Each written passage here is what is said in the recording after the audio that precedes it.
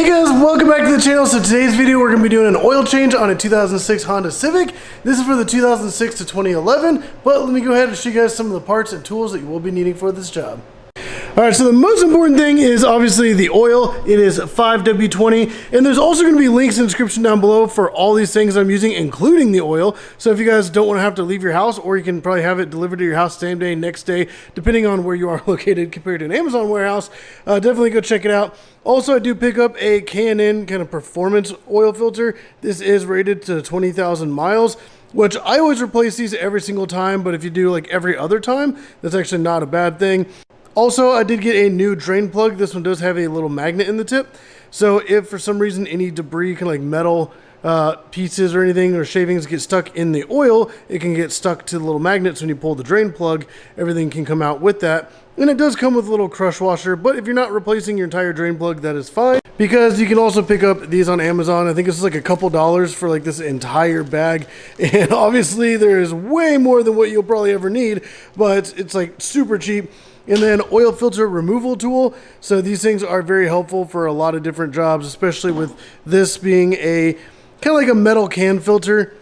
There we go. So little tool kind of hooks onto these little flat spots on the outer edge and helps you to be able to get that on and off a lot easier.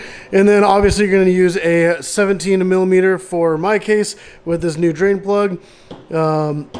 Wrench, and then I do use a torque wrench, so whenever we're putting the drain plug on, I definitely spec that properly. It's going to be right here on the screen, like what torque you need to set it to, but over torquing is definitely something you do not want to do, so I'm not even going to risk it.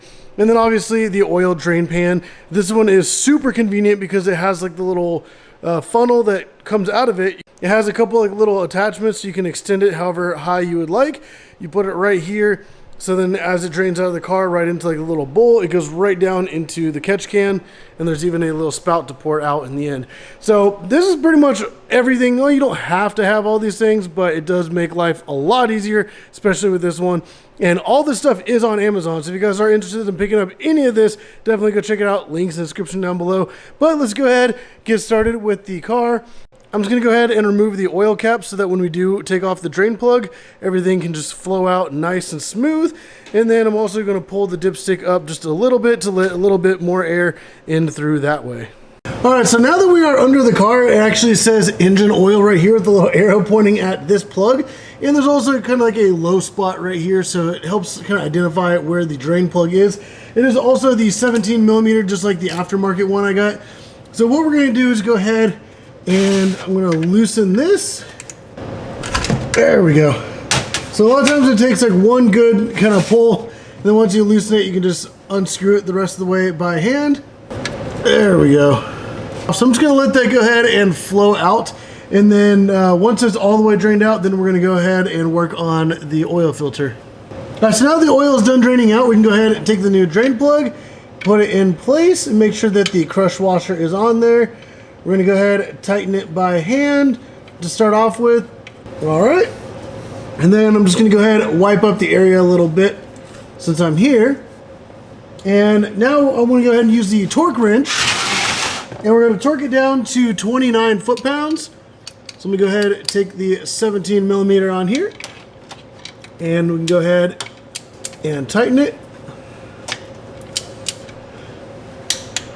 And just like that, we got the drain plug on. Now let's go ahead and come over here to the oil filter and remove that. All right, so we're going to take our oil filter removal tool, put it here on our wrench. Go ahead, hook it up on there, and let's go ahead and loosen that. All right, so in my case, the oil filter is actually stuck on there really hard, and I cannot get it off with the little tool without spinning kind of on the can itself. So I actually do have these like little plier things that have like some little teeth that are made to hook onto an oil filter.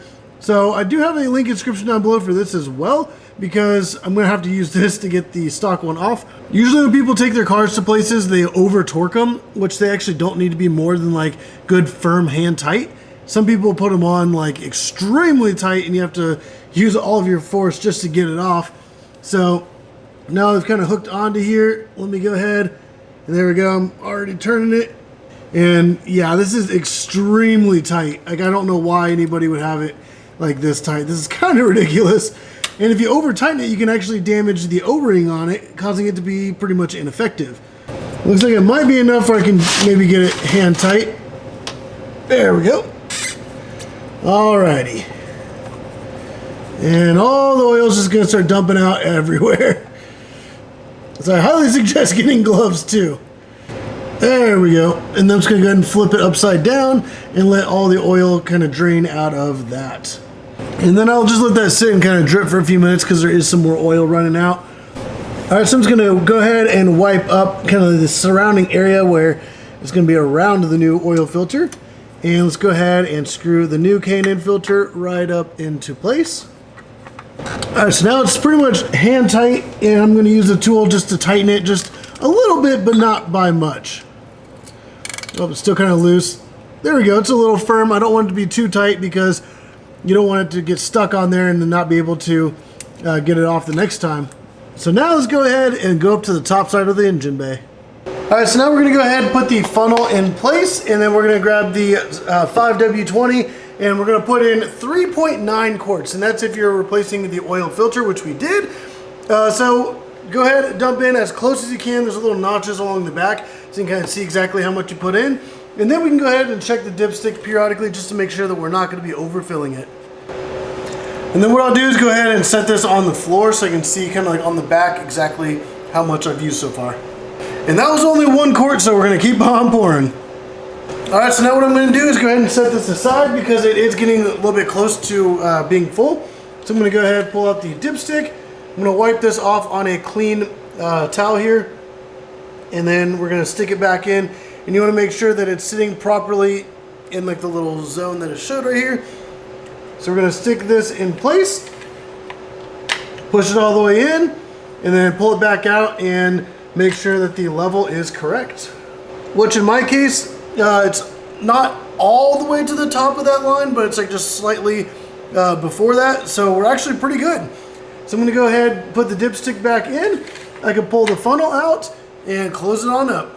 All right, so if this video did help you guys out, definitely let me know down in the comments down below. Or if you have any other questions or concerns, put them in there as well, because I do go through and read all those. But like I said before, if you do want to pick up all the parts and tools, everything you will need for this job, and some of the other things that I did use that made life a lot easier, is going to be those Amazon links in the description down below, so definitely go check those out. But if you guys did like the video, go down and hit the like button, subscribe if you haven't already. But as always, thank you for watching.